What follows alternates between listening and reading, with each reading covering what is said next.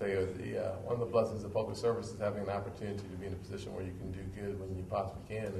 And so for me, this is really that opportunity for me to understand what it is important to the communities that I serve. Ultimately, leadership from my perspective is about service.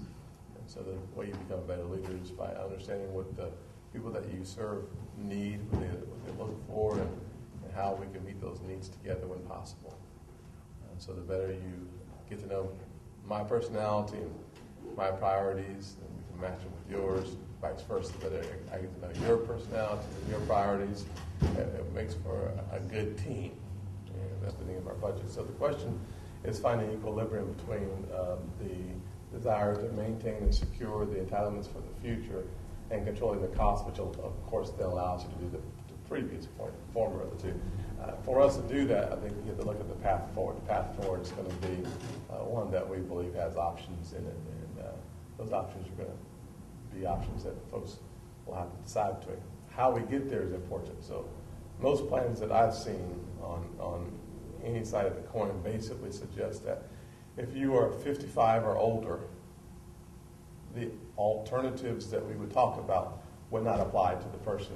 So what we typically say is, if you're 55 or older, you can take a nap right now and join the conversation later, because this part of the conversation is not for you.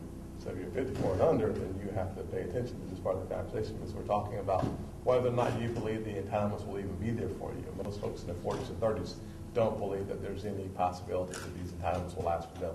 So preserving the entitlements for the greatest generation should be our first objective, to honor the promises that we've already made. Second part of the conversation should be about how do you make sure that those entitlement programs that we're all paying into have some ability to be available for those folks who are young Turks like myself in my 20s. Anybody buy that? No, you didn't buy it, for sure. You laughed out loud then. Okay, so, all right, well, maybe 30s. Can I get a 40? Can I get a 40? Can I get a 40? 41? Okay. So, thanks.